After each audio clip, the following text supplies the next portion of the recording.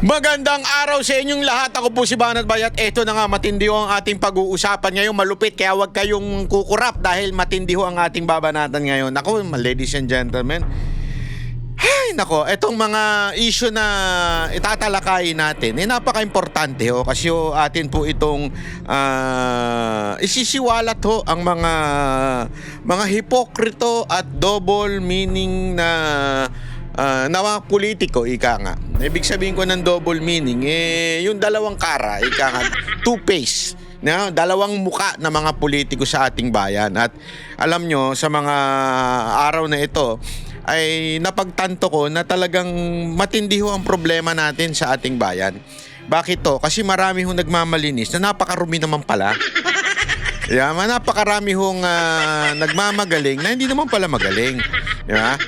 At yan ang ating pag-uusapan. At syempre, meron din tayong mga babanatan na baka ikagulat ninyo kung bakit ko binabanatan. Kaya lang kasi si Banat Bay, tandaan ninyo, ang banateros, pag tama, pinapalakpakan. Pag mali, binabanatan. Di ba? Yan po ay atin pong prinsipyo na mula pa nang simula ang Banat Bay. At ngayon ay isang matikas na grupo na, banateros. Pag kami, may mali talaga kami, hindi namin matiis Alam mo yon, hindi namin matiis na banatan itong mga salot sa lipunan. Kahit minsan, talagang may tatamaan tayong mga kaibigan, meron tayong mga tatamaang sana pinalagpas na lang. Pero kailangan kasi alam nyo, ang tunay na pagbabago ay hindi lamang pagbabago ng kalaban. Kailangan magbago from within. Mapang kalooban, sa loob, di ba? Pag-uusapan natin, halimbawa, dyan sa rally na yan, naku po, patay tayo dyan. Gago! Meron tayong pag-uusapang malupit, yung nangyari dyan sa Dasma, tinambayan natin yan, kasama si Boss Dada, si Sir Jack, at saka siyempre si Jay Guevara, kahit late na siyang dumating, pauwi na, mga tao, di ba? Alam mo, kailangan nating pag-usapan yan. Kasi, ang tanong ng mga kababayan natin, ano ba nangyari dyan sa rally na yan? Meron ba tayo napala dyan sa rally na yan? Yan ang kailangan nating pag-usapan. Dahil alam nyo, ako, iba nakikita ko iba talaga nakikita ko. At alam nyo, malungkot, pero sabi ko nga, ganun talaga buhay. Ganun talaga Kaya, meron akong isang tatalakayin na issue na malapit sa puso ko kasi mas tama ho itong hakbang na ito kaysa doon sa ninanais ng mga kababayan natin. Di ba? Mamaya pupuntahan natin yan. Unahin po muna natin itong issue muna kay ito. Ay nako. Ganito kasi nangyari. Alam mo, mga nakaraang araw, marami sa atin ang namangha dito kay Kiko Barsaga. Kay Congressman Kiko Barsaga dahil sa kanyang bitaw. Maging ako po, namangha din po ako sa kanyang tapang. At sinubaybayan ko itong batang to. Sinubaybayan ko yung kanyang mga video, interview from mga batikang mga media. At nakita ko na nasa hulog naman po itong batang to. Kaya lang, I'm trying to analyze kung saan nanggagaling itong batang to, kung saan nanggagaling yung kanyang mga status. Kasi you have to understand, it's not just the words. You have to understand the character of the person who's talking. 'Di ba? Para mas maunawaan mo, mas maintindihan mo kung saan siya nanggagaling at kung ano yung sinasabi niya talaga. Alam mo, marami sa atin ang namangha. Kahit po ako, sabi ko nga sa inyo. Kaya nung nagtawag po siya ng rally dito sa Dasma o dito sa Forbes, tayo po, sabi ko, susuporta ako. Susuporta ako dyan kasi gusto kong makita kung ano ba talaga ang ipinaglalaban nitong tao na ito. Pareho ba tayo ng pinaglalaban? Kasi as far as I know, tayong mga Duterte supporter ang lamang nanawagan na mag-resign si Romualdez. As a matter of fact, tayo lang Duterte supporter ang nanawagan na mag-resign si Marcos.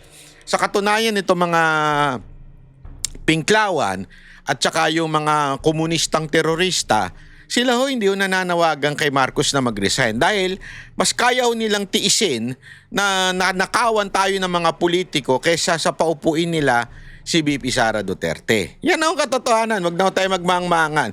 So kahit kumain ho sila ng tae, suka, okay lang sa kanila yan. 'Di ba? Wala akong problema sa kanila yan. Kahit yung dati nilang minumura, dati nilang sinusuka, ngayon ayaw pa nilang pababain. Bakit? Kasi nga ngayon number one, marami ho dyan sa mga komunistang teroristang congressman ay nakinabang ho dito kay Romualdez. Aminin na ho natin. Kasangkot ho sila dyan. At the same time, nakinabang din ho sila kay Marcos. Bakit? Yung mga tao nila nandun sa loob Di ba? At sa kanila, ayaw ho nila maalis ho si Marcos dahil nga po, ang mauupo ay walang iba kung hindi ang fighter against communist terrorists, 'di ba, na si VP Sara Duterte. Syempre madadali. Ngayong panahon na ito, lumakas ang mga terorista. Alam mo, yan nga yung isang bagay na kinakataka ko ho. Pasensya na ho sa mga kapulisan natin. Kahapon, nung nandun po tayo sa rally, may mga namataan po tayong mga kakilala doon na mga kapulisan.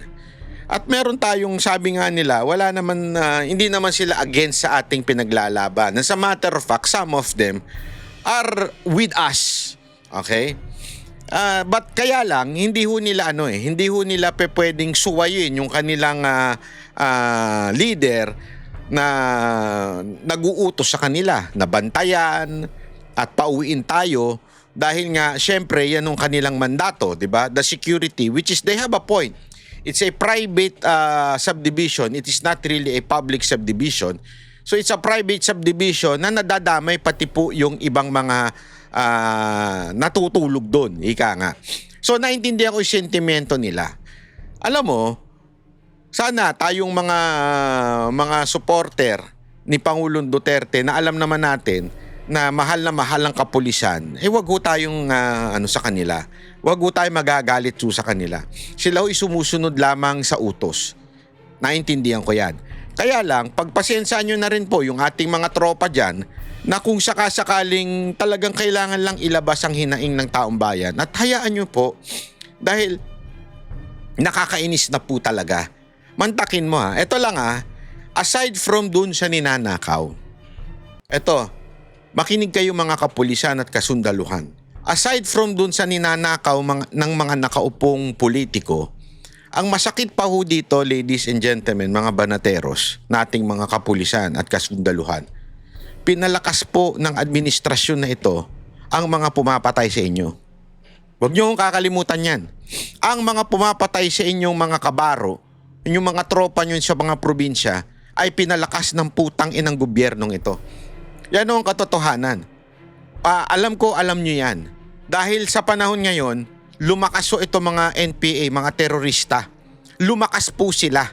At kaya naman tayo, ako yun ang isa sa hinaing ko Aside from do sa bilyon-bilyon at trilyon-trilyong ninakaw ng gobyerno na ito, ang talagang isa pa sa masakit sa loob ko ay pinalakas nila etong pinabagsak na ng 6 na taon ni Pangulong Duterte. Ano po yun? Ito mga komunistang terorista. And I am a witness to that. Badateros, makinig kayo. Nung unang lumapit sa amin, eto seryoso na ho ito there was a time na lumapit kay Mocha at siyempre bilang ako ay COS ni Mocha at that time, nakita ko natin yan with all our eyes. Lumapit po ang kasundaluhan kay Mocha, lumapit po ang intelligence community ng ating gobyerno kay Mocha noon to, alam mo yun, to expose this evil works of the NPA. And we saw it with our own eyes. I interviewed some of them. Yung mga minulestya na mga bata na mga putang inang NPA na ito. Minulestya, pinatay. Kaya noon, kasama nila kami. Kasama kaming nagbibigay ng impormasyon sa taong bayan na huwag tayo magpapaloko, lalong-lalo na yung mga estudyante. Dahil lolokohin lang kayo niyan. Re-recruitin kayo, pahihirapan kayo sa bundok, gagahasain kayo. Yan ang ginawa nila eh. Kriminal ho yan, mga terorista ho yan.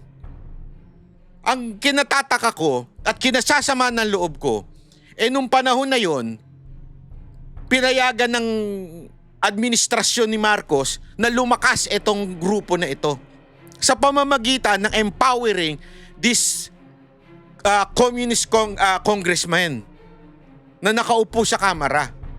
Pinondohan, binigyan for the sake of hindi pumalag sa kanila. I mean, alam mo yon? Kademonyohan ho yun. Bakit mo popondohan ng mga putang inang kriminal na ito para lang hindi ka palagan? Because of money? Hindi mo ba alam ang ginagawa niyan? Nika, hindi nyo ho ba ini-inform ang presidente kung anong klaseng ginagawa nito mga komunistang terorista na ito? Ini-inform nyo nga kami noon for 6 years kay Pangulong Duterte. Bakit ngayon hindi nyo inform tong Pangulo? At sabihin ninyo kung anong kawalangyaan ang ginagawa nito mga komunista na ito. At alam niyo yan. NTF-ELCAC, asa na kayo? At alam niyo na lumakas yan sa panahon ng administrasyon ni Marcos. Yun ang kinaiinis namin. At yun ang pinaglalaban ko dito. Hindi lang yung korupsyon. Kaya sana mga kapulisan na nagbabantay sa mga rally, hindi nyo kami kalaban, hindi kami komunista, hindi kami makakaliwa. Kami po ay lumalaban against these people. Kakampi nyo kami, pinapatay ang mga kabaro ninyo sa mga probinsya. And you know that. Alam nyo yan. Kaya sama-sama tayo dyan. Kaya naman kami nananawagan ng Marcos resign, it is because yung kawalangyaan sagad na. Sinagad na ho nila. Aside from pagnanakaw, they're empowering this Communist Party of the Philippines. Alam nyo yan. So sana lang makisama din po kayo. I know you have to follow orders. Let's meet halfway. Diba? Let's meet halfway in a sense. Hindi naman kami gagawa ng masama. Hindi naman po kami gagawa ng illegal. Dahil we respect the law. As a matter of fact, because of the law, that's why we're doing this. Because the law state na karapatan ng bawat Pilipino na ilabas ang kanilang hinaing. Let's meet halfway. Huwag niyo sasaktan ng mga nagrarally ng Marcos resign. At ako makikiusap sa kanila na huwag din silang manggugulo. I'm not in any favor of rebellion. Fighting a rebellion with rebellion is not good for me. Hindi ako sang-ayon doon. Hindi approve sa akin yan. So ibig sabihin, let us fight rebellion with goodness and by following the law and the Constitution. Kasi if we follow rebellion, if we fight rebellion by rebelling against the government, wala din, chaos lang ang mangyayari. Kaya ako never akong umagri na magkaroon ng rebellion sa Pilipinas. Kailangan tayo, mga kababayan na humihingi ng Marcos resign, pababain natin si Marcos. Konsensyahin natin si Marcos. Kumbinsihin natin ang mga dapat kumbinsihin na dapat nang bumaba itong si Marcos. Ganun dapat. Bakit ko ito sinasabi? Ito kasi yung aking sentimento at sa malamang sentimento ng aking grupo ng Banateros. Kaya nung aking pong pinag-aaralan yung damdamin at puso ni pangalan nito, sino ba ito? Si Kiko Barsaga, si Congressman Kiko Barsaga, nung aking pong pinapanood siya at iniisip ko kung pareho ba kami. Nung nanawagan siya, sumuporta po kami doon. Nung nanawagan siya na pumunta sa Dasmariñas, sa Forbes, sumuporta po kami doon. Kahit nga yung grupo ko nga, sumuporta rin doon sa Raha Soliman nung nag-rally.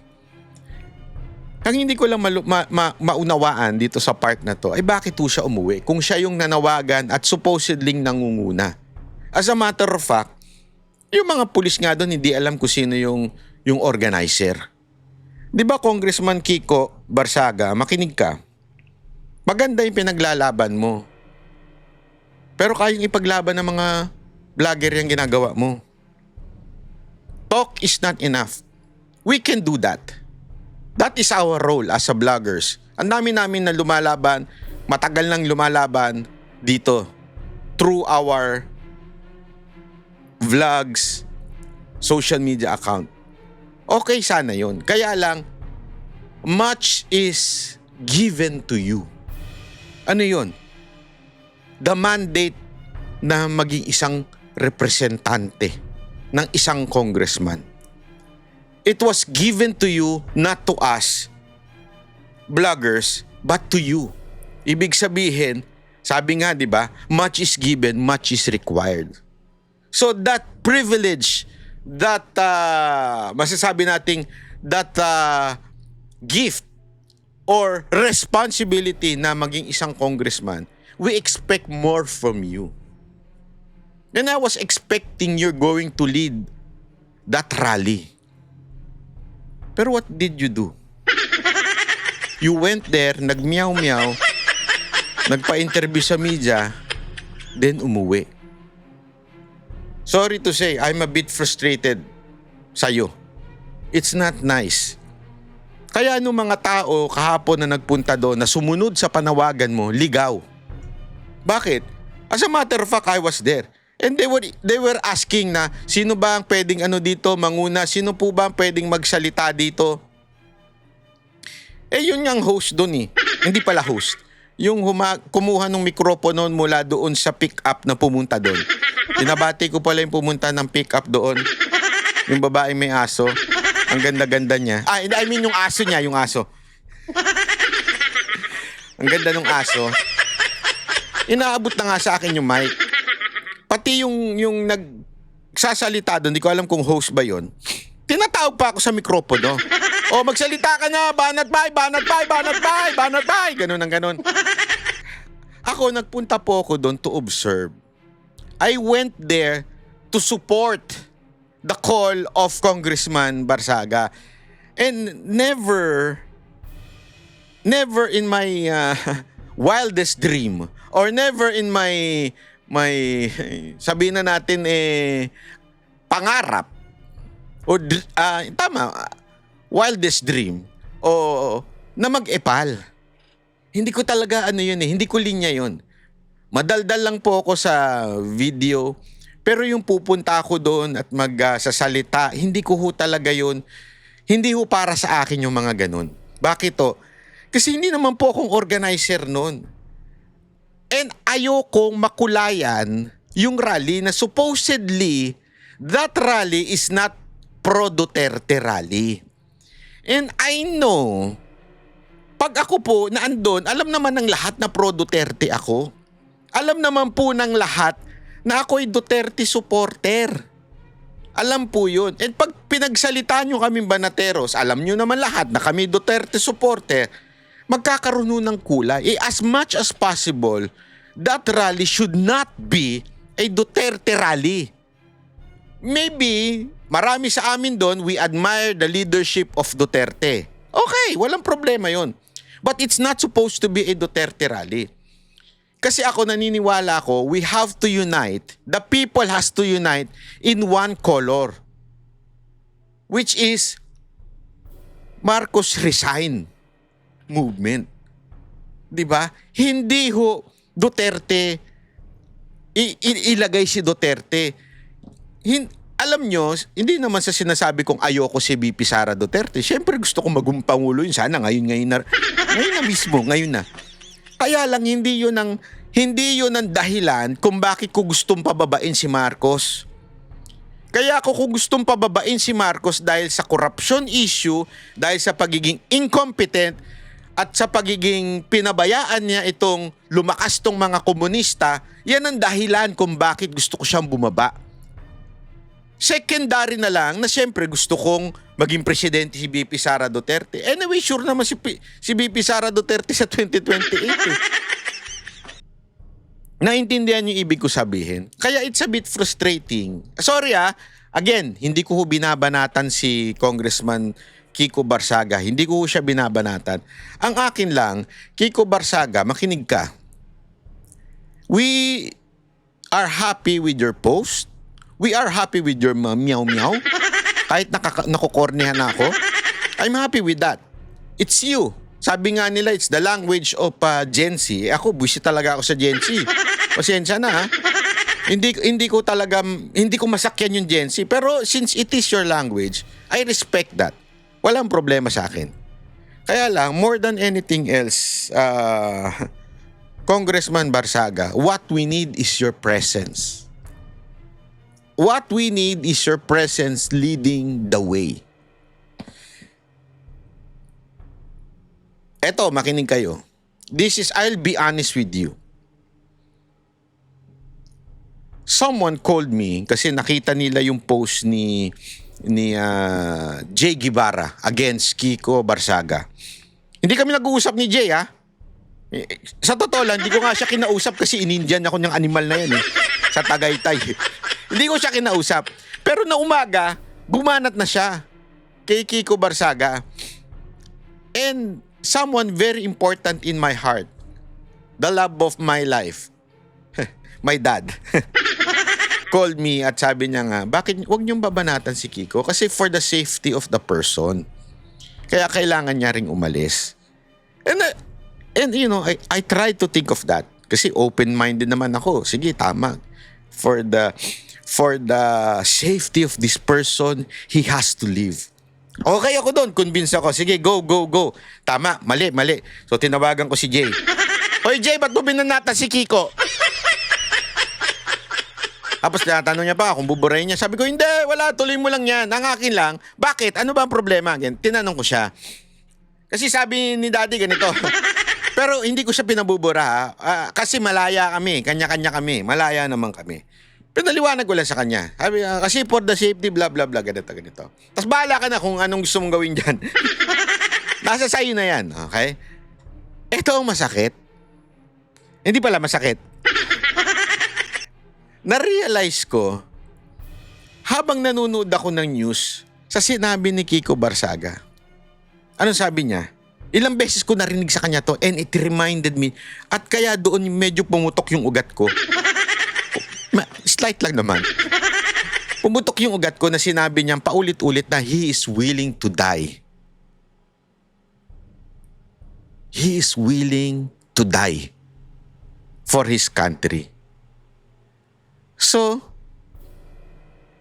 nung nire-rewind ko na, sabi ko, willing to die, bakit ka umalis kagad for your safety?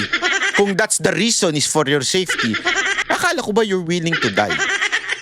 And ladies and gentlemen, people of the House of the Philippines, especially the Banateros, watch yung Hong Kong Revolution na nangyari. Napanood ko yan sa Netflix eh. Alam niyo ba na ang nag-lead, naalala niyo yung gulo-gulo sa Hong Kong noon? Ang nag-lead doon ay estudyante, bata. Parang pareho ni Meow Meow, pero ito estudyante lang. Si Meow Meow congressman pero bata.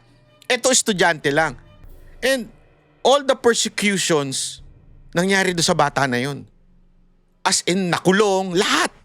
And he is also willing to die. But he is in the rally. That's my problem with Kiko. Sorry Kiko I love you pero mahal kita bilang kapatid sa pakikipaglaban na ito.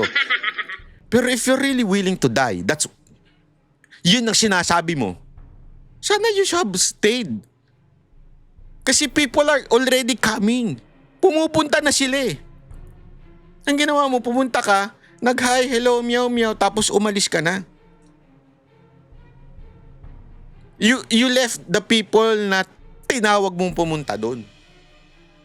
Tapos bigla ko napanood ito. And eto, medyo inisip ko kung i-discuss ko ito pero mali eh. Sabi ko sablay eh. Sablay talaga eh. And I cannot keep it.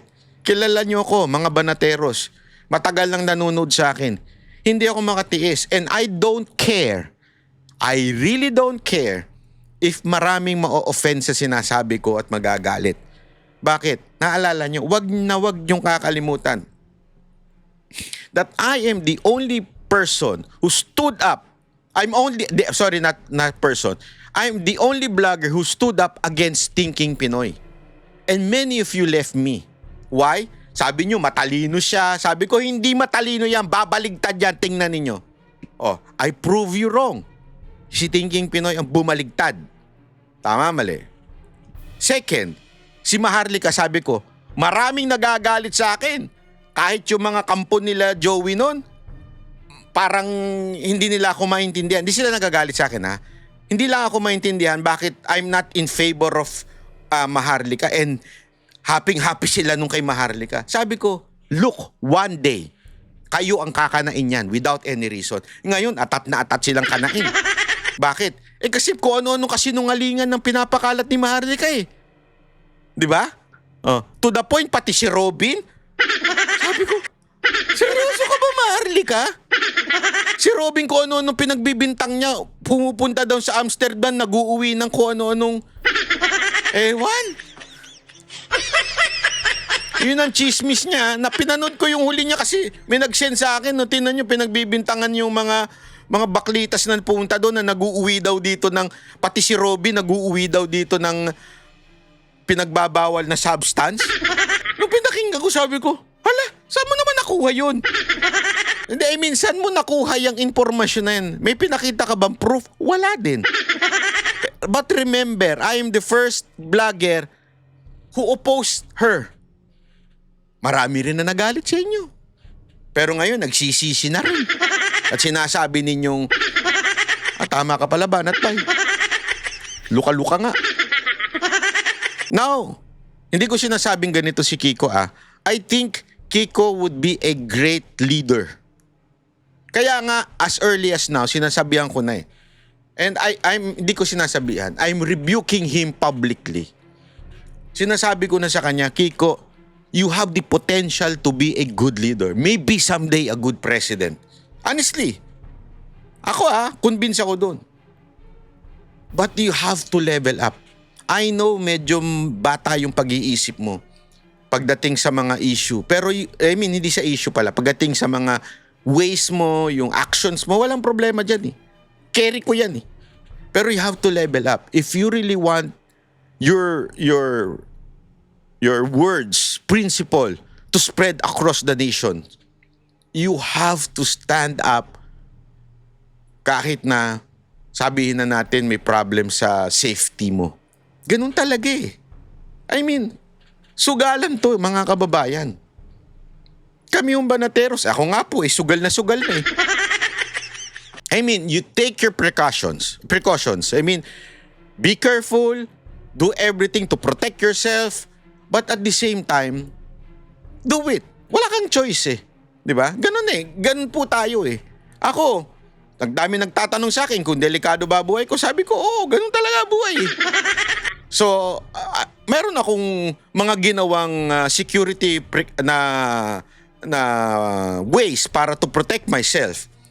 But at the same time, I will never stop fighting against this terrorist communist, against this corrupt politician. As a matter of fact, patong-patong nga yung kaso ko eh. Hanggang ngayon, patong-patong ang kaso ko. Although may mga na-dismiss. Kasi wala naman talaga silang basihan. Sunod-sunod din dismissal, pero patong-patong. And for every case, mababa 500,000 yan. Nagastusan. You understand what I mean? And I took that risk. Hindi ko sinasabing bayani ako Wala yan, hindi yan ang sinasabi ko. I'm not lifting myself na, hindi, mataas ako magaling. Hindi ko sinasabi yan. Kaya lang, I understand that there will be risk when you speak the truth. Kasi it hurts. Sa pool ang politiko eh. Diba? Pero, ganun talaga eh. You decide.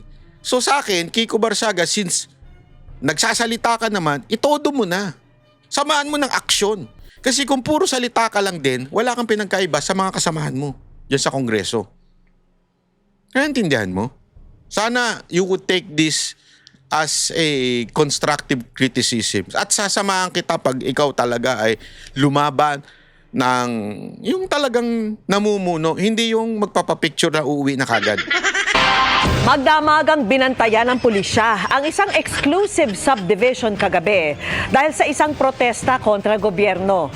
Dinaluhan niya ni Cavite Congressman Kiko Barzaga pero hindi po yan ang dahilan ng pagka-late niya sa pagdinig ng House Committee on Ethics sa reklamo laban sa kanya at sa isang reklamo niya. Sabi niya, nag-computer game siya kagabi. Na-late siya sa hearing niya ngayon kasi nag-computer game siya daw nung gabi. Yung gabi na rin yung may rally. So, ibig sabihin, dumaan ka ng rally, nag-meow-meow ka, tapos umuwi ka, nag-computer ka na lang. Tapos yung mga estados mo, Marcos will have no choice but to declare martial law.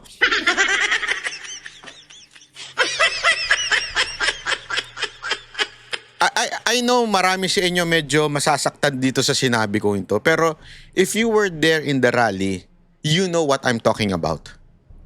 Okay? If you're there sa rally mismo, malalaman mo na we're lost. Kasi no one is leading. Malalaman nyo yun. Doon sa Raha Soliman, hindi naman niya rally yun. Yun, medyo mas organized pa nga eh. Pero dito sa Dasma, alam mo yun, ang dami na. Kasi kotse nakaparada na doon sa buong EDSA. Ang haba na. Tapos sasabihin ng pulis, 200 lang daw. Ang gago rin eh. No? Hindi, ang dami na eh. And they're coming. Eh siguro kung nandun ka pa at nanawagan ka sa social media at that time, oh punta na kayo, nandito pa ako, nandito. Sigurado ako mas maraming pupunta. Pero umuwi ka eh. Nag-computer ka eh. Ano ba? At nakatutok si Tina Panginiban Perez. Ang langkailan kayo magbulag-bulagan sa nangyayaring panakawan. Ayan oh, hirap na yan magsalita eh. Naawa na ako dyan sa mga yan. Kahapon, paus na yung mga naulanan pa. Sa ating bansa. Mula Maynila, nagmarcha ang mga nagpoprotesta patungo sa Makati, kung saan sila nagrally sa labas ng mga exclusive subdivision doon. Hindi pwedeng hindi kayo masasaktan. Oh, ayan oh. Si Kokoy. Oh. Buti pa si Kokoy eh. Si Kiko umuwi, pero at least si Kokoy nandyan. Hindi. Mamaya may kikwento pa ako sa inyo. Naku, hindi ko talaga mag-gets itong. Pasensya na ha, pero wag ko kayo masasaktan sa mga ikikwento ko ngayon kasi matindi. Sabi ko sa inyo, pag hindi kaya ng puso ninyo, i-ekis nyo na lang tong video na to. Kasi may matindi talaga ako mga babanatan eh. Ang kanilang isinisigaw, ibalik ang mga ninakaw na pera ng taong bayan. At si Sandro Marcos. Isa sa mga namuno sa rally kontra administrasyon, si Cavite 4th District Representative Francisco Kiko Barzaga. Hindi, bati tayo. Meow, start listening to the people, or maybe you won't have the opportunity anymore if it's too late. Mag-aalas 12 ng hating gabi, dumating ang dagdag na mga pulis.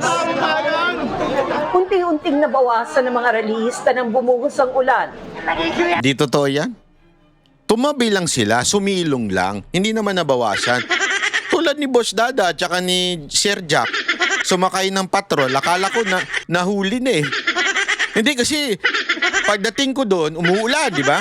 Sabi ko, asa na sila Boss Dada? Eh, kilala naman siya doon, laki-laki niya eh. Tsaka si Sir Jack, sabi ko, asa si Nyan Jack? Sabi, nandun sa mobile. Sabi, oh, talaga sabi sa akin ng mga tao doon, Sir, nandun sa mobile. Sabi ko, hala, hinuli sila. Pagdating ko mga putang ina na sumisilong lang pala sa loob ng mobile. Mga animal ang puta. Ay, ba't kayo nagtatago dyan? Umuulan eh. Dito ka na, sabi sa akin. Ayoko, makikisali ako dito. Kahit umuulan. Ay, lumabas na sila ngayon. Nakakonsensya sila. Sige na nga. Tumigil naman na yung ulan eh. Pero nabuo ang tensyon na mag-ingay muli ang mga nagpoprotesta. Hindi namin kayo sasaktan! Huwag kayong manulang! Ayon sa PNP, humigit kumulang 200 pulis ang nakadeploy sa magdamagang protesta ng nasa 200 rallyista. 200 daw yung rallyista. Hindi ako naniniwala dyan. Sorry I was there. Hindi 200 yan. Ano ba?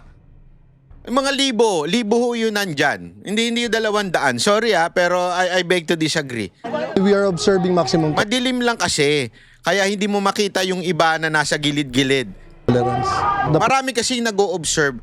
Alam mo, ganito yan eh. Yung mga nasa harap, alam mo talagang sila yung mga galing sa Suliman na rally.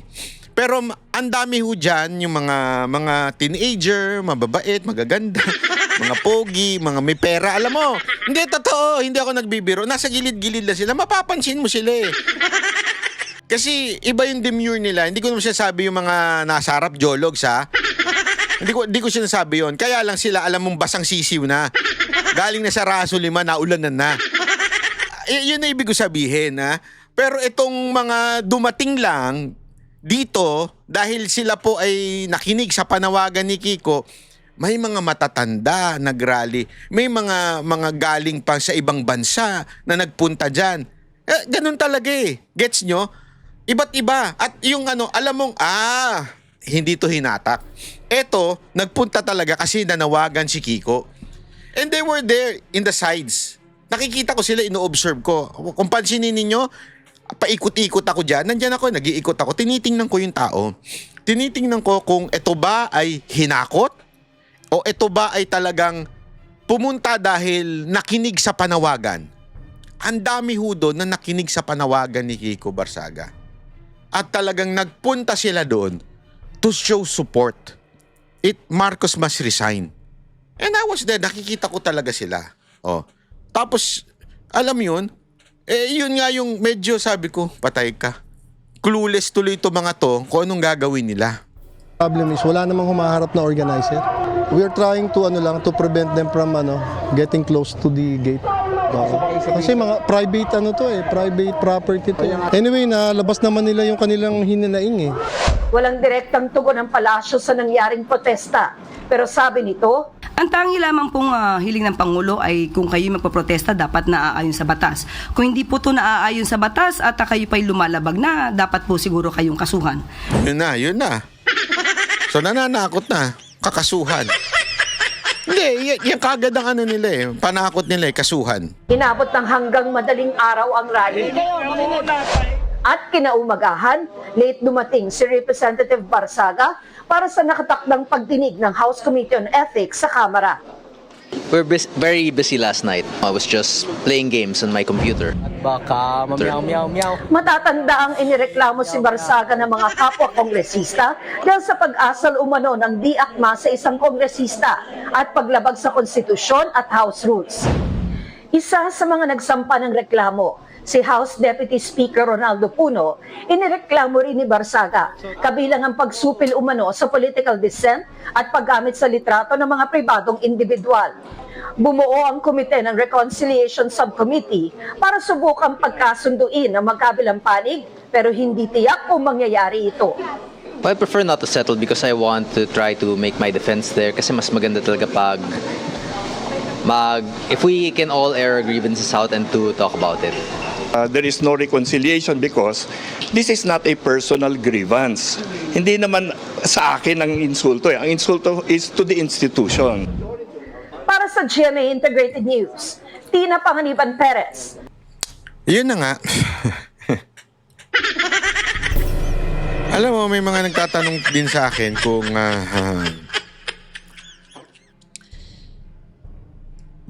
saan patutungo itong mga rally-rally na ito. May mga nag-aasa sa akin kung kailangan bang ituloy-tuloy o wala rin naman pag-asa. Ako ito lang eh. I think, pag magagalit sa akin yung mga ibang kababayan natin,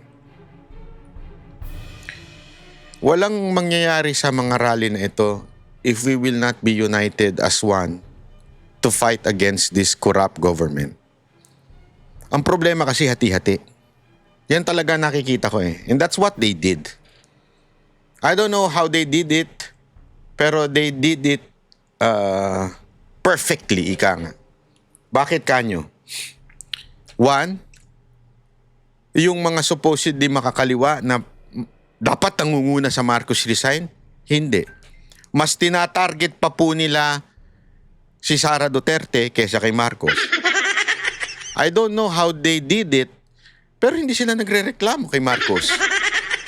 Lalo na yung mga supposedly youth na galing sa mga kolehiyo, kung sila sana lahat ay sumama at sumigaw ng Marcos resign at Romualdez resign, maaring sobrang laki nito. Kaya lang hindi eh. We're here fight against corruption, putang ina ninyo. Sinong corrupt? Ayun nyo i-define. Hindi pwedeng shotgun yan. Alam niyo yung shotgun? Diba yung shotgun yung ganon, yung parang mga, sa ating kasi pang security guard yun eh. Pero sa ibang bansa, ang tinatawag doon parang pambahay na baril. Ano yun? Para sa mga magnanakaw, sa mga hindi marunong gumamit at umasintado ng magnanakaw, ginagamit nila yung shotgun para isang putok. Kasi pag nilusob ka sa bahay, wala ka na ibang tatamaan kung hindi yung magnanakaw. Kasi pag pinutok mo yan, kahit asan yung magnanakaw, patay. Tama ba eh?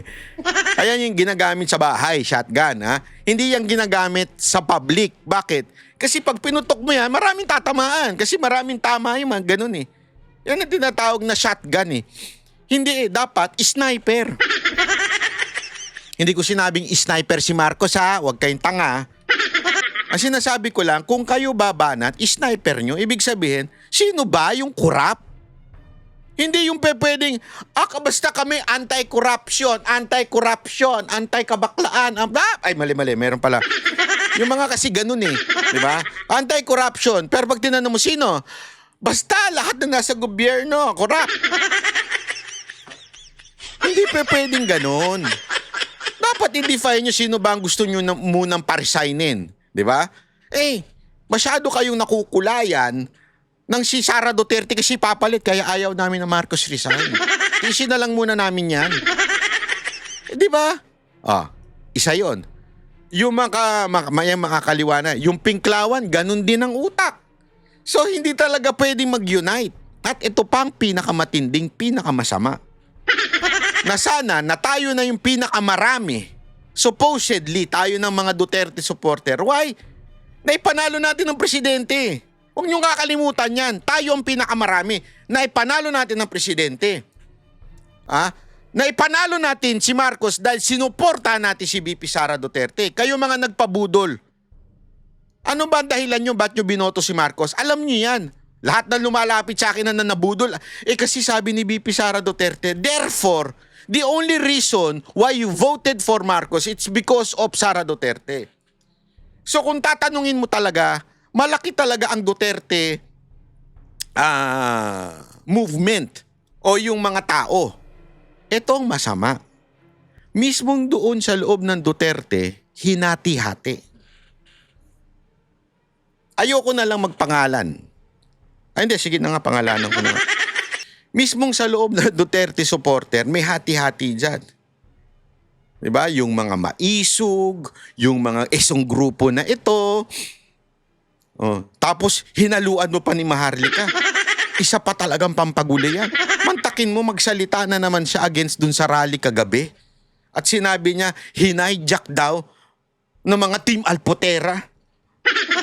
At ni Bugaw. Hindi, yun ang sinabi niya sa loob-loob ko. Ba't ako nadamay dyan? Ako nandito kasi sinusuportahan ko lang si... Hindi kasi, obvious naman kung sino yung sinasabi niya. Paulit-ulit niya, wala naman siyang ebidensya. Hindi totoo, wala naman siya ebidensya dyan eh. At ang alam naman niya, siya lang naman yung ganun. Di ba? Sabi ko nga sa inyo, hamunin nyo. Anong ebidensya mong Bugaw, si Banat Bay? Sige, aminin. Tanungin nyo siya. Kung anong ebidensya. Pag may ebidensya siya, ako mismo magbubura ako ng channel. Pag may ebidensya siya, wala. Bakit? Ako yung pukpuk eh. Gago! Napag-gamit ko ang aking katawan sa mga kababaihan. Hindi, naiintindihan nyo, parang sa loob-loob ko, ang lakas ng loob nitong Maharlikan to magsalita, ano? Na parang sinisiraan niya pa yung mga naandun sa rally. Una-una, wala akong kinaugnayan in any way sa mga organizer na naandun. Kung meron man, di ko nga kilala. Di ba? Nagpunta lang ako kasi nandun sila Dada. At saka si... Hindi. Nagpunta talaga ako doon kasi nanawagan si Congressman Barsaga to support him. Doon sa kanyang panawagan. Yun ang dahilan. As a matter of fact, you know me that I don't like rallies. Ayoko. Bakit? Every time nagpupunta ako, pinagsasalita ako, ayoko naman magsalita. Sorry totoo po ito eh. Hindi ko talaga trip yung nagsasalita sa rally. Bakit? Hindi naman po ako marunong magsalita in public. Ako po, aminado po ako, hindi po ako marunong magsalita in public. Mahiyain po ako. Dito sa camera, oo. Pero in public, kahit itanong nyo sa lahat ng kaibigan ko, introvert na tao ko, mahiyain po ako. Iyan po ang totoong ano. Kaya nagpunta ako doon hindi because gusto kong umepal. Kahit nga siguro kung nandun kayo, sinisigaw na nga yung pangalan ko para magsalita. Ayoko na hindi nga ako lumapit kung kinuha yung mikropono eh. Kasi nga hindi ko personalidad yun, tas sasabihin umiepal daw. Alam mo, ikaw Maharlika, makinig ka ha. Kung hindi ka naman nakakatulong, huwag ka na lang makasira. I mean, hindi ko kilala yung mga organizer. Hindi ko kilala yung mga nagsasalita doon. Hindi ko nakikilala yung mga sumisigaw doon. Pero sinirahan ko ba sila? Para lang masabi mo, kung hindi mo naman at wala ka namang bayag na umuwi dito sa Pilipinas at makipaglabang dahil sinasabi mo ang dami mong kaso, paramihan tayo ng kaso, te. Ang lakas ng loob mo, diyan ka lang. Hindi ka makukulong. Kaya ang tapang-tapang mo, hindi ka matapang. Wala kang bayag. Yan ang katotohanan. Wala kang bayag, hindi ka matapang. Kami dito, puno kami ng kaso. Ngayon, bukas, mamaya, aatinan kaagad ako ng hearing. Ay, hearing ba yun? Basta, sa DOJ. Tapos sasabihin mo, ikaw ang matapang? Hindi ka nga makauwi dito. Pinaglalaban mo bayan natin pero nandiyan ka nagpapakasasa sa bayan ng mga puti. Tigil mo nga yung katarantaduhan mo. Hindi kita binabanatan ha. Baka sabihin mo pinag-iinitan kita. Hindi. Ang akin lang, ito lang sasabihin ko sa'yo. Siraan mo ako, walang problema. Lahat ng gusto mo isira sa akin, walang problema. Tanggap ko yan. Wala akong pakialam dyan kasi hindi naman ako nabubuhay sa mundo na to para proteksyonan ng sarili ko. Dahil una-una, hindi naman ako politiko, hindi rin ako public servant, hindi rin ako government anything. So kung siraan mo ako, problema mo na yan. Hindi naman ako naapektuhan sa paninira mo, ever. Pero wag mo nang siraan yung mga nasa rally, parang awa mo na. Awang-awa na nga ako nung kay Kokoy eh. Porket si Kokoy sumasama kay Alputera na sinasabi mo, Alputera team na. Alam mo ba si Kokoy, sorry eto, magiging honest ako sa inyo. Magiging honest ako sa inyo. Without napagtatago. Without hesitation to name names. Alam nyo ba, si Coco, hindi ko kilala yan. Honestly, nung nakikita-kita ko doon sa mga gathering sa mga dinner, tinatanong ko, sino ba yan? Hindi ko naman nakita ito nung panahon ni Pangulong Duterte tumatakbo. Kasi kilala ko kung sino talaga yung mga vlogger na OG, ika nga.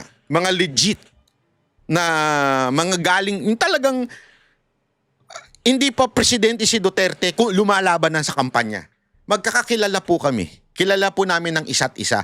At kilala namin kung sino yung for clout lang or sino yung fame whore lang na vlogger. Alam namin kung sino yung tumalon lang sa Duterte para dumami ang supporter, dumami ang views. Kilala ho namin yan, mga OG na vlogger. Alam po namin yan, isa-isa't isa, mga kababayan. And, hindi naman sa pangmamaliit, but hindi ko nakikita si Coco doon. Hindi ko alam kung saan lupalop nanggaling si Coco. Si Coco lang yung sumisigaw-sigaw kanina. Pero, he gained my respect when I was there kagabi. Sabi ko, tanginang mama to. Talagang nandun siya, nakadikit sa pulis. Kasi ang ginagawa ng pulis, umaabanti sila. Umaabanti hanggang umabot namin sa EDSA hanggang masagasaan na kami. Pero may usapan, huwag kayong aabante.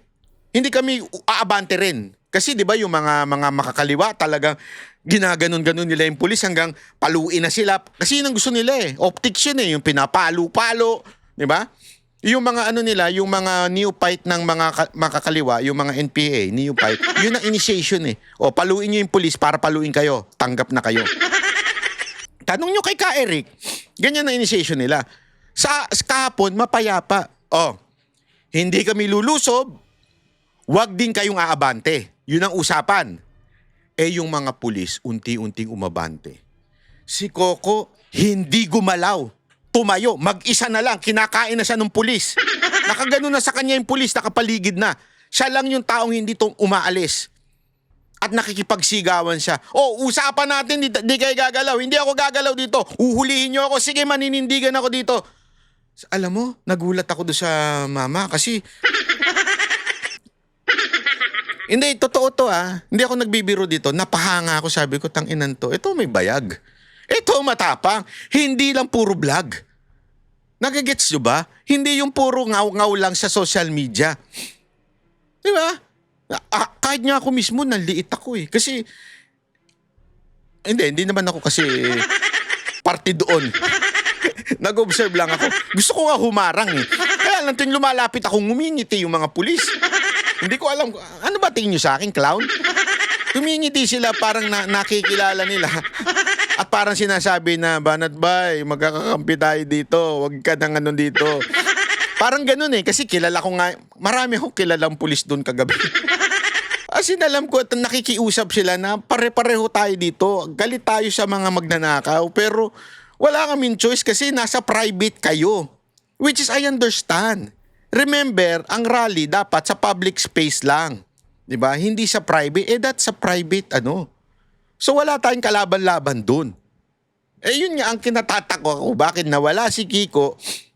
Pero bilib na bilib ako sa mga taong naandun. Lalo na yung mga sumisigaw-sigaw na nandun na naninindigan. Ang dami nila. Iba nga hindi ko kilala At bilib na bilib ako. Tapos nung pinapanood ko yung vlog ni Maharlika, tangin na kasi sinin pa sa akin Buisit. Sabi ko nga, and I have to call this person out. Not because yung tawag niya sa akin na buga, wala akong problema doon. Putya, ang dami nang nagsasabi sa akin yan. Hindi pa siya sinisilang siguro. Hindi kasi nga, di ba, siyempre, may hawak akong Mocha Girls, yan ang kagad. Siya ang sabi ko sa inyo, i-book nyo Mocha Girls Pag na-i-book ninyo, at ako hamon ko sa inyo, i-book nyo Mocha Girls, at pag ako ang nakipag-negotiate sa inyo, ako mismo magdi-delete ng account ko. Ako mismo. Hindi ako, at kahit sila, i-book nyo, ay sisungitan lang kayo niyan. Yung mga yan, wag nyo lang sasabihin. Siyempre, ganun talaga. Pag sa showbiz ka, pakit ka, pakeme-keme ka sa stage, sa social media, pero sa personal, hindi nyo makukuha yan. Hindi nyo mabubukya. Mas mayaman pa sa inyo yan. Yan ang totoo That's the truth. Kaya nga sabi ko sa inyo, ako wala akong problema. Never ako nagka-problema sa sinasabihan ako ng buga. Wala akong problema dyan. Wala nga, hindi sa akin issue yan. Kaya sa akin, Maharlika, ganito na lang hamon ko sa'yo. Ako na lang ang siraan mo. Huwag na lang yung mga naandun. Parang awa mo na. Kasi hinahati mo lang ang dami naman din tangang naniniwala sa'yo. Hindi ko alam yung mga matatandang tatanga-tanga. Hindi ko lahat matanda, tanga Marami yung matatalinong matatanda at kinakausap ko po yan. Pero yung mga lukaret na mga iniwan ng asawa, diyan sa mga kasamahan mo, at mga backless na wala kulang sa chupageti na naniniwala sa'yo, pwede ba ako na lang ang siraan ninyo? Huwag na yung mga nakikipaglaban sa rally. Ako na lang. Ako na, ino-offer ko na sa inyo, siraan nyo na lahat. Bakla bay, bayad bay, bugaw bay, lahat na. Pero sama nyo naman yung yummy bay kasi talaga naman yummy ako Hindi, totoo. Ako na lang. Parang awa nyo na. Bakit ko sinasabi ito? Kasi nga po, hati na nga yung mga grupong nananawagan ng anti-corruption. Mismong sa Duterte community, hati-hati pa. Kaya, to be honest, and to answer yung inyong tatanong sa akin, I don't think this revolution na sinasabi ninyo ay magtatagumpay. Because hindi tayo united against the call for Marcos resign. Tapos, ang mga sundalo at mga kapulisan na inaasahan ninyong bumaligtad, hindi mangyayari yan. Bakit? Takot ho sila gumalaw. Bakit? Walang tao Wala naman, alam nila na pag sila nagkudita, nga. At ang mangyayari lang sa kanila ay nangyari kay Trillanes. Mawawalan pa sila ng pensyon. Eh, pag nawalan ka ng pensyon, magiging Trillanes ka. Di ba? Mga away para, alam mo na. Yan ang totoo.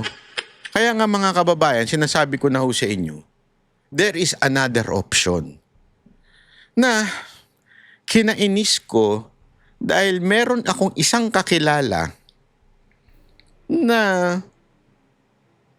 instead na sana ay makatulong sa panawagan dito sa konsepto ng snap election, ay tila sinisiraan pa.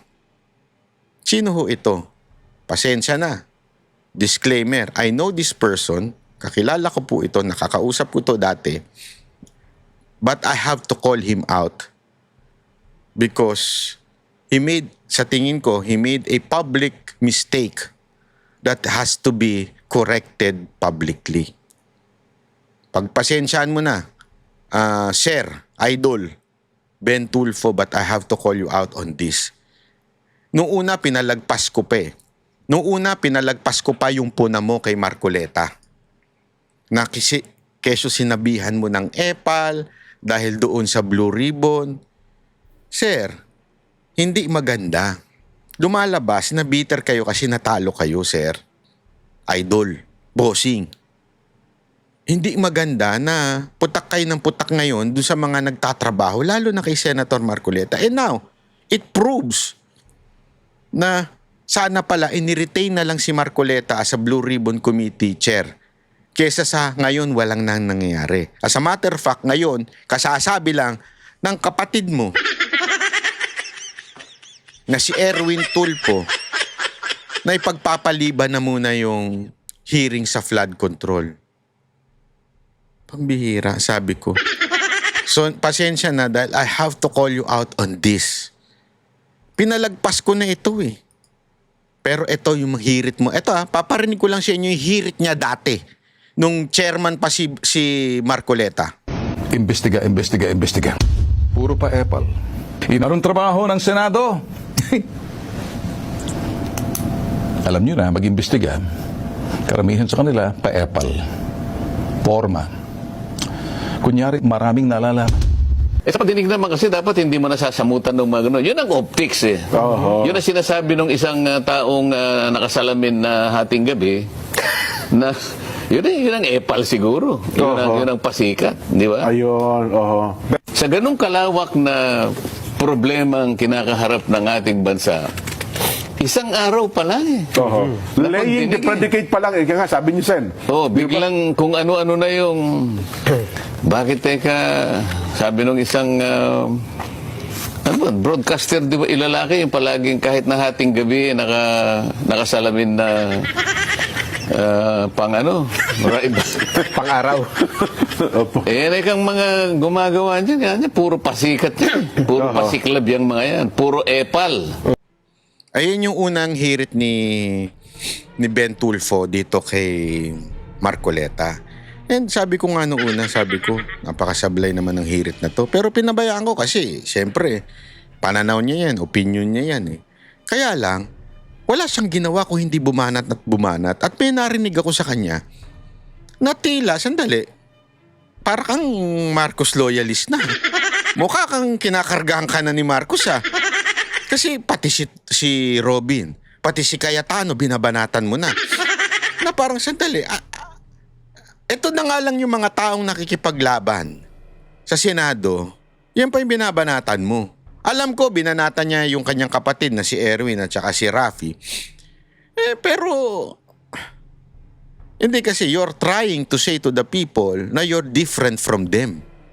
But you are showing different. Na parang pareho ka rin ng mga kapatid mo. Hindi ko sinasabing masama ang kapatid mo ha. Ang akin lang, medyo may sablay po dito, Sen tuloy. Mr. Ben Tulfo. Kaya lang, ito si Marcoleta, pinunapapati yung shades. Alam mo, Senator Marcoleta, sabi nga ni Ben Tulfo, kaya daw siya nakasis kasi sensitive daw sa mata. Saka malay mo, binabasa, hindi lang pinapahalata. Huwag mo nang pansinin yun. Ikaw talaga, Senator Marcoleta, oh. Kanya-kanyang trip na lang yan. Di ba? Kung meow, meron di shades. Huwag kang ganun. Ako nga, sombrero eh. joke lang, Senator Marcoleta. Oh, anyway, eto kasi yung sinasabi niya pa na pangalawa na bumanat din siya kay Cayetano naman at saka dito kay Robin. Snap election? You kidding me? Etong panawagan ni Senator Alan Peter Cayetano, with due respect, wala po sa hulog, wala sa lugar. Senator Robin Hood Padilla. I want you to listen carefully, listen good. I'm not trying to lecture you here, but I'm calling you out. Be sensitive to the status, to the welfare, and the rights of the indigenous people. You happen to be the chairman on the Senate Committee on Cultural Communities and Muslim Affairs, Senator Robin Hood Padilla. Masyado na kayong nasa partisan politics nang nangyayari sa inyo sa Senado eh. Senator Robin Hood Padilla, alam mo ba to? O baka sukulay bigote ka lang? Ako, patay tayo dyan, sukulay bigote. Sige nga, pakinggan nga natin to sinabi niya. 86 panahon ng ama ni President Bongbong Marcos na si former President Ferdinand Marcos Sr., iba yung sitwasyon noon. Kaya nangyari yung sinasabing snap election noon kasi hinamon. Hinamon yung matandang yumaong Marcos ni American journalist David Brinkley na nag-interview sa kanya noon. Tandang-tanda ako, disc jockey na ako nung araw, bata pa ako noon eh. Ngayon, itong aking mga sinasabi, doon pumayag yung matandang Marcos, yung maong Marcos, si President Ferdinand Marcos Sr., na magsagawa ng snap election. And the rest is history. Kaya lang tingnan po muna natin. May kasabihan, history repeats itself kung hindi po tayo natututo o wala tayong natutunan sa nangyaring nakaraan. Pero kung natuto na tayo noon, we will not allow the history to repeat itself. Kung hindi daw tayo natututo, ang tanong, natuto ba tayo? Ano ba yung, bakit ba nag-snap election noon? Ikaw na magpaliwanag, Senator Ben. Ben Tulfo pala. Sorry. Make it happen again. Hindi pwede mangyari yung snap election sa atin dahil wala ito sa ating saligang batas or constitution. Wala daw sa saligang batas. That is wrong. Nasa batas po ang snap election. Okay? Para lang sa kaalaman mo, Ben Tulfo. Sen, I don't considering na wala pong No, I don't need to. Doon nga ako nagtataka sa mga legal luminaries. For example, si Justice Carpio, yung iba. Magtaka ka, Senator Cayetano, kasi merong mga abogado na nagsasabing wala daw. Pero nandun naman.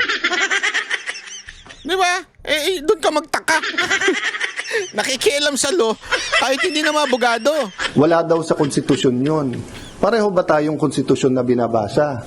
Basahin nyo Article 10, Section 10 ng Article 7. Ang sabi doon, pag nag-design ang Presidente at Vice President, agad-agad magmi-meeting, I think within 3 days, ang Congress. And within 7 days, we have to pass a law na magkaroon ng eleksyon for not earlier than 45 days, not later than 60 days. So doon din nagsasabi ng hindi kaya ng COMELEC agad-agad. Unconstitutional yon pag hindi nila kaya. Kasi nasa konstitusyon eh. Not earlier than 45, not later than 60 days. Yun ang sinasabi natin. Itong sinasabi ni Ben Tulfo na wala daw sa konstitusyon, wala daw, ay medyo sablay. Pero kumabig naman siya dito eh. Kinabig niya ng konti yung sinabi niya kasi baka na-realize niya na, ay, meron pala. Hindi po tayo parliamentary government. Sa parliamentary government pwede ho mag-snap election. Para mangyari, yun ang mahirap pagka may mga hindi lawyer na nakikialam sa batas sa konstitusyon. Sa tingin nyo magsasalita si Cayetano na isang napakagaling na abogado na wala sa batas? Hindi, isipin nyo, sa kayo maniniwala? Sa isang Cayetano na magaling sa batas, isang abogado, o sa isang broadcaster na hindi na abogado, tapos nagko-quote ng batas? Sa kayo maniniwala? ang snap election, sabay magre-resign ang presidente at ang vice-presidente at ano ba sinabi ni Cayetano? Di ba sinabi ni Cayetano sabay na magre-resign? Sabi niya nga sabay-sabay eh. O, mauna lang siya pero susunod dapat yung dalawa. Kaya nga alam mo, this is more palatable. For me ha, instead of the revolution na gusto mangyari ng iba na napaka-imposible ngayon dahil sa nangyayari, na hati-hati ang mga tao sa kulay, imposible. Mas posible pa itong snap election. Kasi ito, lahat tayo sabay-sabay, bababa. Yan ang sinasabi ni Cayetano, suntok sa buwan to, but this is more, sabihin na nating feasible, kesa yung panawagan ng iba. Which is ako, nananawagan ako ng Marcos resign. Ang problema, yung mga iba nating mga kasamaan, ayaw yun. So, mas feasible pa sa akin itong snap election kung talagang seryoso at tayo, mga Pilipino, magsama-sama dito. Dito, wala nang pink, wala nang dilaw, wala nang makakaliwa, wala nang Duterte supporter. Bakit? Lahat sila pagre-resignin natin. Lahat sila. Resign. Ayaw nyo ba niyan? At least, masasala talaga. Ako gusto kong maging Pangulo si BP Sara Duterte Pero pag-resignin natin sila lahat. Alam mo, siguro kung tatanungin si Pangulong Duterte, baka ito rin ang gusto niya Mag-resign na lang lahat. Tapos, doon na lang kumandidato kung sino pa gustong kumandida. Pero sama si chairman Comelec chairman, dapat kasama ka mag-resign kasi walang tiwala sa taong bayan. Sama ka sa pag-resign. Sundalo ng mamuno ng Comelec. Naging bakante ang dalawang posisyon. Talaga. Nag-gets nyo? Yun ang ibig sabihin ng snap election. Yun naman na sinasabi ni Cayetano. Yun naman sinasabi mo.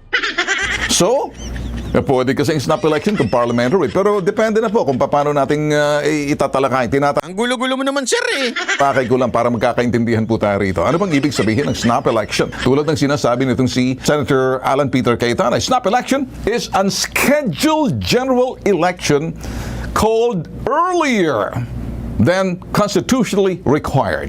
Tulad ng sinabi ko, hindi po pwede sa Pilipinas. Alam niyo po bakit? Dahil hindi tayo parliamentary system, presidential system po tayo. Pwede nga, nasa konstitusyon niya natin, sir Yan ang hirap sa atin, di tayo nag-research.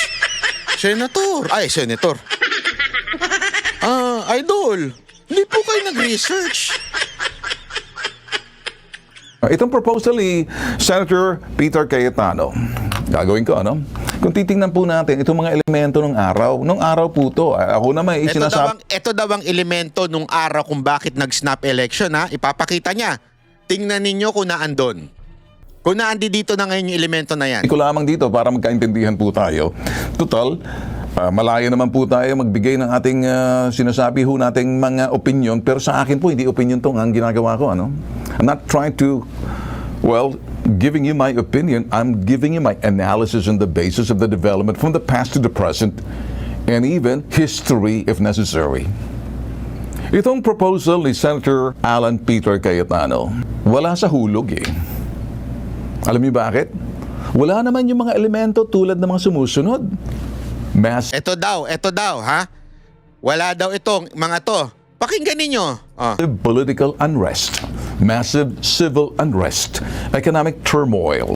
Yan daw ang elemento ng snap election. Di ko alam kung saan niya nakuha yan. Pero tablay na natin. Massive political unrest? Sir, anong sinasabi mo? Sobra na. Sobra na ang political unrest ngayon. Dahil talagang yung mga kalaban, talagang ginigipit lang. At talagang pinupolitika na lang ang lahat ng bagay. Mantakin mo, ultimong ombudsman, tinatarantado nila. Yung mismong pamantayan para maglagay ng isang ombudsman, tinarantado na nila Bakit? Out of politics. Hindi, ito, papaliwanag ko lang sa inyo Simpleng-simple. Si Torre na lang. Alam mo yun, sip-sip ng todo. Si Torre na lang, sip-sip na todo. Si Torre na lang na kung saan ay talagang ginawa niya ang lahat ng inutos sa kanya, tinanggal pa. You know why? Politics. Hindi kayang mawala ni Marcos ang mga Rimulya.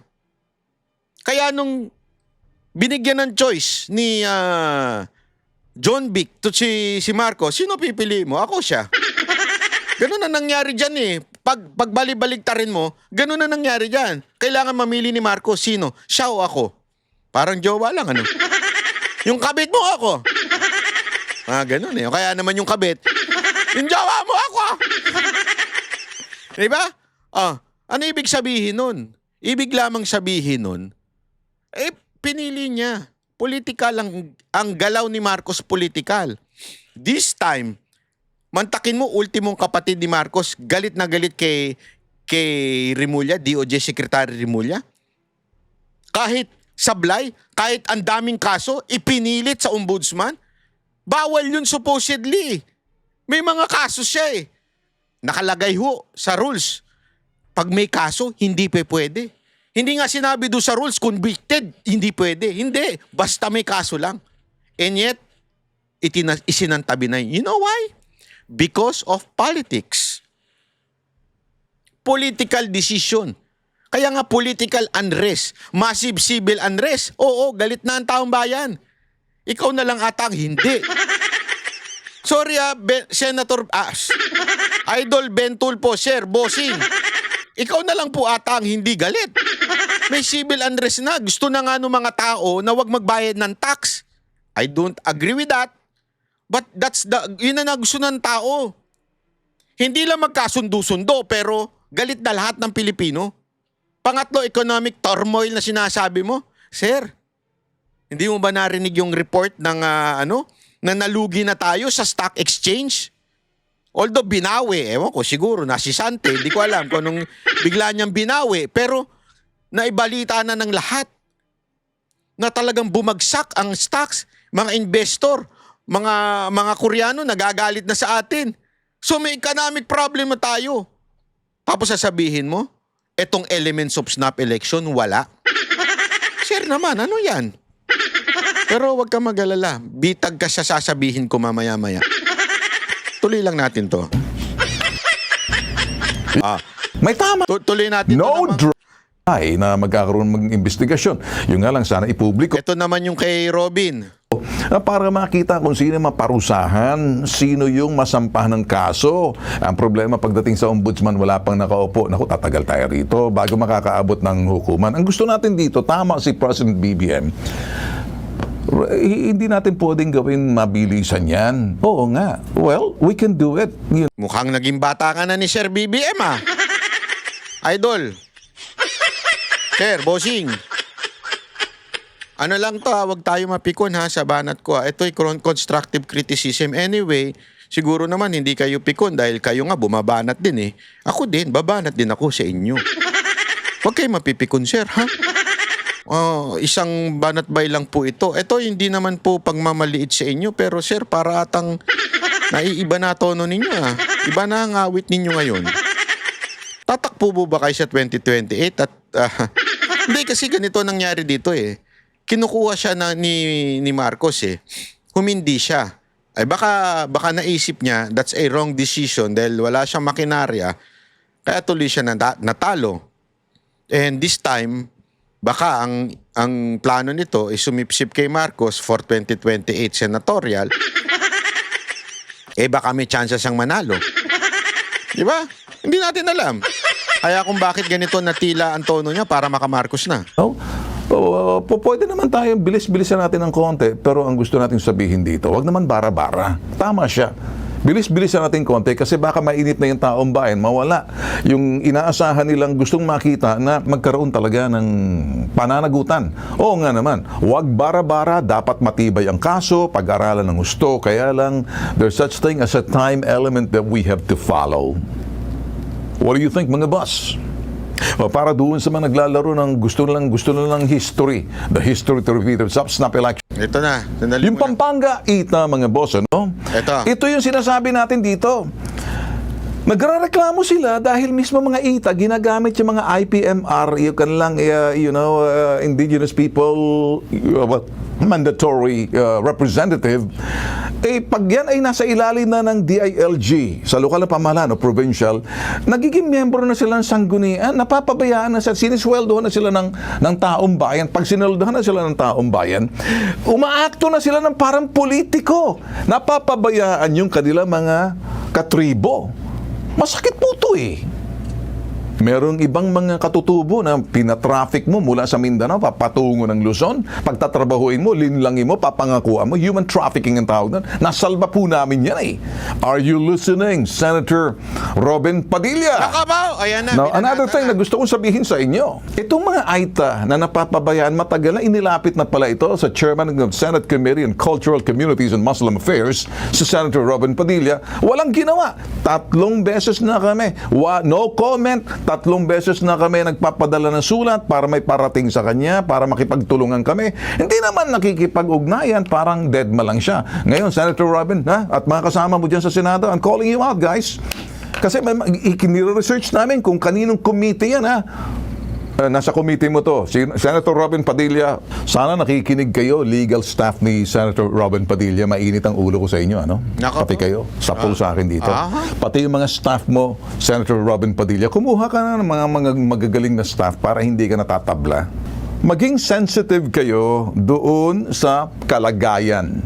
Be sensitive to the status, to the welfare, and the rights of the indigenous people. You happen to be the chairman on the Senate Committee on Cultural Communities and Muslim Affairs, Senator Robin Hood Padilla. I want you to listen carefully, listen good. I'm not trying to lecture you here, but I'm calling you out. Senate President Tito Soto, I'm calling you out likewise. Mukhang may hindi nagtatrabaho sa inyong chairman ng Committee on Cultural Communities and Muslim Affairs. Ang akin lang kasi dito sa pagbanat niya dito kay Robin, parang inano niya kaagad, ginudge na kaagad. Alam nyo, hindi naman ganun kadali ang kunwari sa hearing, para magkaroon ka ng hearing tungkol dyan sa mga ETA na yan. Depende yan, inililinya yan sa Senado eh. 'Di ba? I mean, para magkaroon ng hearing, usually kasi, ang nagdi-decide naman po niyan hindi sila eh, lalo na minority sila. Ang nagdi-decide niya majority, yung mismong Senate President, kung sino yung ililinya mga pagdinig. Ngayon, kung hindi makareply kagad si Robin, wala siya magawa dahil minority nga sila, wag mo naman kagad husgaan, Senator Ben. Pero ako, meron akong nakita sa inyo na ito'y tatanong ko lang. Tatanong ko lang kasi minsan naaano na ako eh, na para bang sandali. Totoo kaya itong mga banat nito ni Senator Ben Tulfo na masyadong malinis ang dating? Kaya tuloy, alam mo, merong nag-send sa akin na isang resource person diyan mismo sa loob ng, hindi ko na lang sasabihin, ahensya ng gobyerno, at nilabas yung SOSE mo. Ano po ba yung SOSE? Yung po yung mga sosyal, ganun. SOSE po yung, alam niyo na, yung, sandali babasahin natin. Para lang malaman ninyo kung ano ibig sabihin ng SOSE. SOSE is SOCE, Statement of Contribution and Expenditures ng public official o yung kumakandidato bilang congressman, mayor, senator. So lahat ng kumandidato may SOSE yan. Ibig sabihin, sino-sino ba yung mga campaign contributor niyan?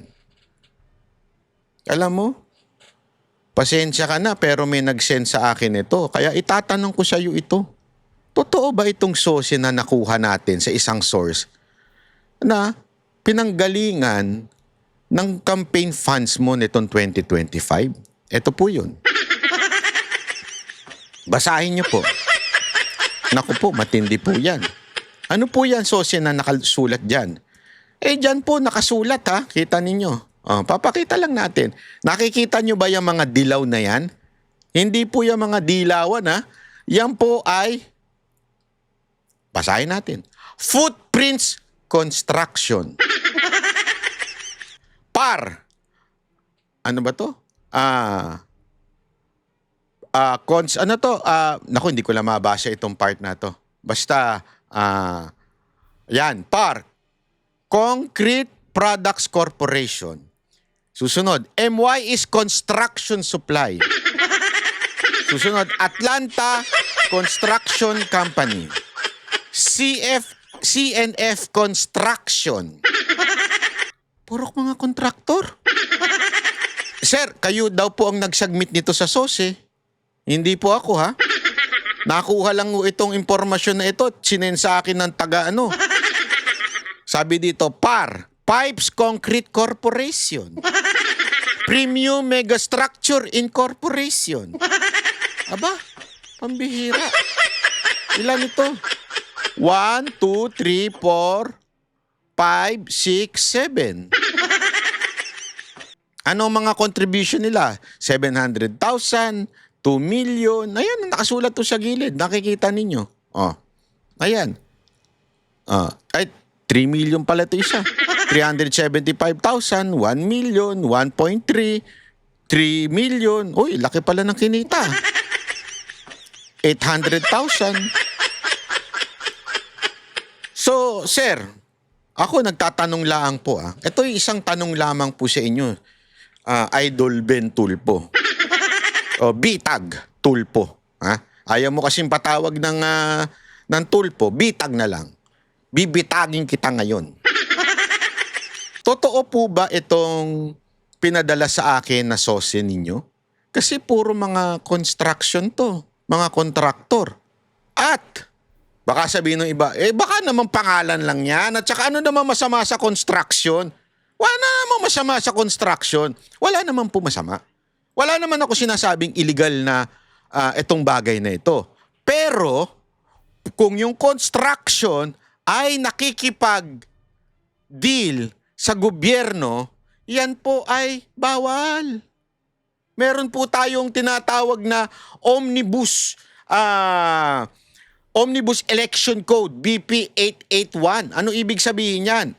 Sa Section 95, prohibited contribution, no contribution for purpose of partisan politic activity shall be made directly or indirectly by any of the following.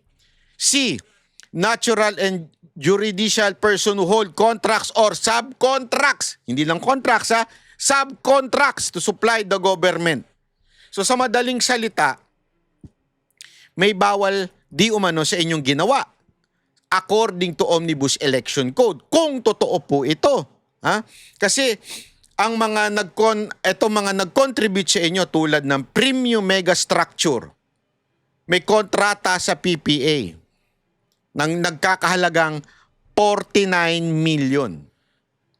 Ito namang Atlanta Construction Corporation, may kontrata sa DPWH, 44 million. Ferdinand Cayanong, may kontrata sa NIA, sa National Irrigation, may kontrata ng 190,000. Ito po'y dokumentado na isinend po sa akin tungkol sa inyo. Ako po ay nagtatanong, with all due respect, Idol Ben Bitag. With all due respect, ako po ay nagtatanong laang, totoo po ba ito? Kasi kung totoo ito, sir, napaka-plastic nyo pala. Kumakapo na kayo sa mga senador na akala ninyo nagkakasala na agad-agad porket tulad ni Marcoleta, hindi lang kagad pinuntire yung unang hearing, may sumunod na hearing naman. Nakita naman po natin kung paano naging direksyon ng mga hearing. At maganda kay Marcoleta, pinunan nyo yun. Pinunan ninyo si Robin, di ba? Na hindi kagad sumagot. Pupunahin ko din kayo.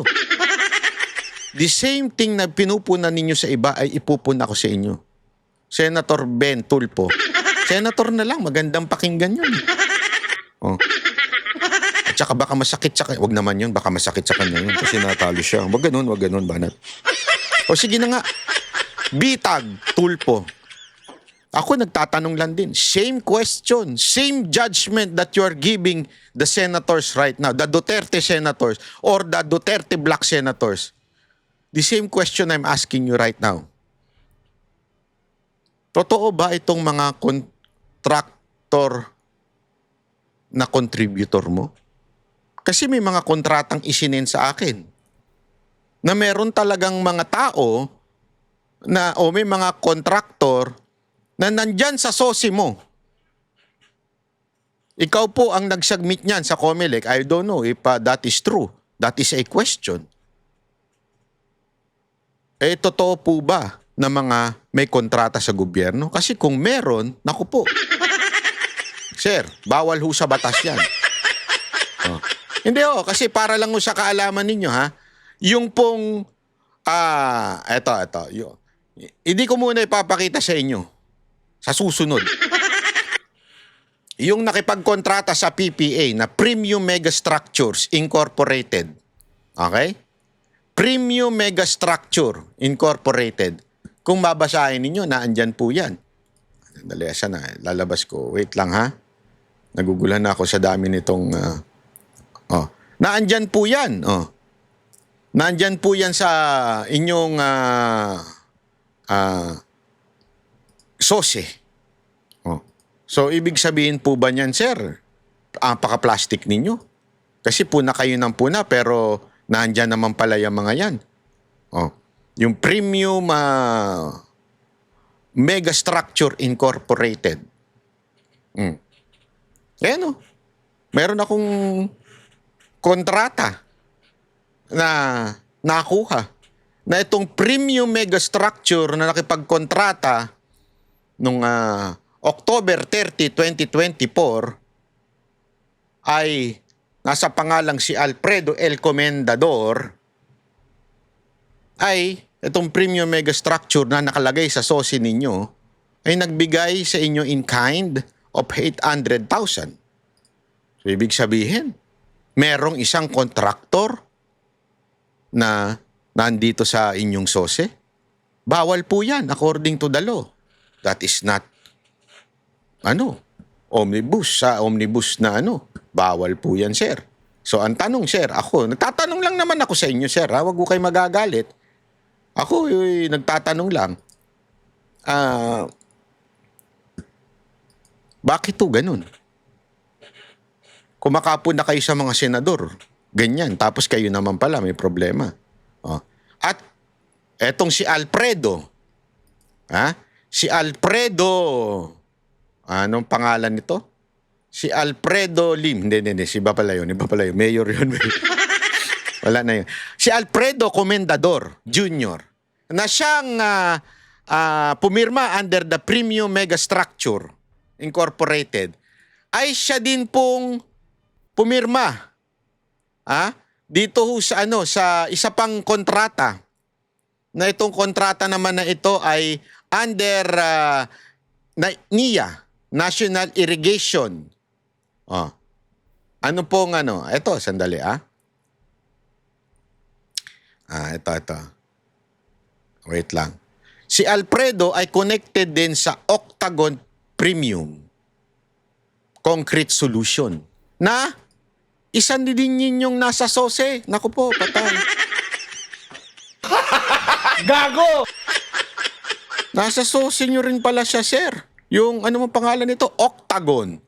Nandyan yan ayan naku. Siya ang dali. Hindi pala yung Octagon ang nandun. Sorry lilinawin lang natin. Wait lang, naguluhan ako. Ayan. Ito pong sorry. May kinaugnayan po si Alfredo. Siya po ang pumirma do sa Premium. Okay? Pero siya rin po ang naandi dito sa Octagon na pinirmahan. Nandiyan dito po rin pangalan niya. Ayan. Ipapakita po natin yan. Eventually,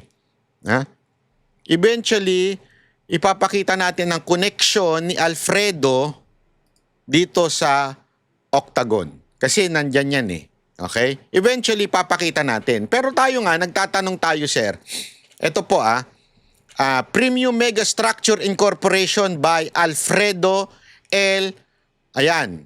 Okay? Nabanggit po dyan. Nakasulat. Pumirma ho siya dyan. Pero at the same time, meron din isang kontrata na tila lumalabas din yung pangalan. Ni Mr. Fernando A. Cayanong at nakasulat din po, siya rin po ay authorized naman po sa Octagon na Kaya ako mga kababayan, tayo nagtatanong lang. Diba? Tayo nagtatanong lang na sandali, kayo po ba ay sir ay merong kinalaman dito. Totoo po ba ito sa inyo? Itong sinasabi na ito, itong nagsumbong sa akin na sir, si meron niyang sa sosi niya may mga kontraktor siyang na nakikipagkontrata sa gobyerno. Ako po ay nagtatanong lang, bitag. Kayo po ay sumagot. Kung totoo po itong report na ito. This is just an inquiry to you. Kasi kung totoo to, sir, napaka-plastic na naman. Bakit ganun? Ang lakas nyo makapuna sa mga senador, kayo naman pala, mga backer ninyo, mga kontraktor din. Kung totoo ito, ha? So, pakisagot na lang. Mahilig naman kayong bumati ko sa social media, sa media. Ako din, babati ko din ako. Wag po kayo mapipikon, ha? Okay? Sana isagutin ninyo ito kasi medyo napaplastikan na po ako, sir. Pasensya na po, Sir Ben Tulfo, kayo po ay idol ko. Bitag ka, ikaw ang bitag. Pero this time, ikaw ang binitag. Yan ang banateros, boses ng ordinaryo Pilipino.